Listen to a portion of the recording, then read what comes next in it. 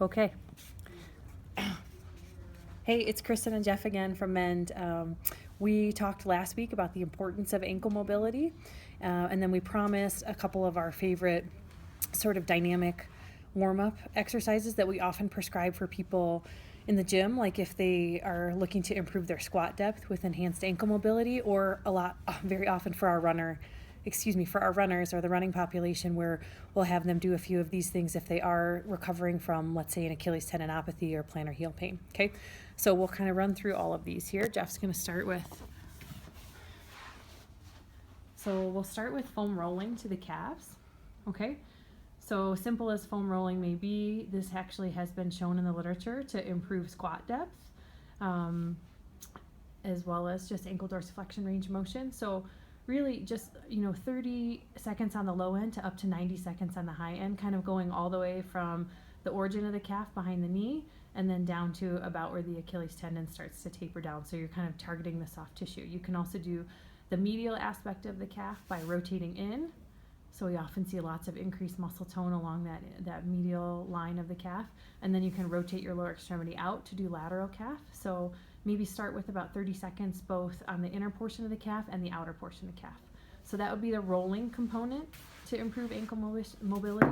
So we'll go from rolling to a dynamic motion, and then finally we'll load the new movement pattern or the new range of motion. So that's sort of going to be the sequence that we do with multiple body regions. So roll, and then this is sort of like your dynamic ankle dorsiflexion self-mobilization. So Jeff has the mobilization band in the crease of his ankle joint. So this is something where we often see people make a little bit of an error, is they put the band a little bit too high on their ankle, so actually up on the tibia. So Jeff, let's show that here, the difference.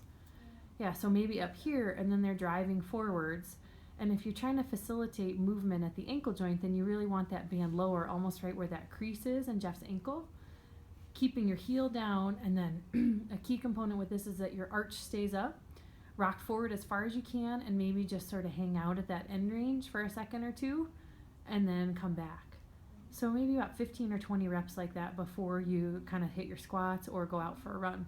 And then finally, we're going to try and load that new dorsiflexion mobility pattern. So with just a body weight eccentric. So eccentric exercise has really been shown to improve flexibility more than just static stretching alone.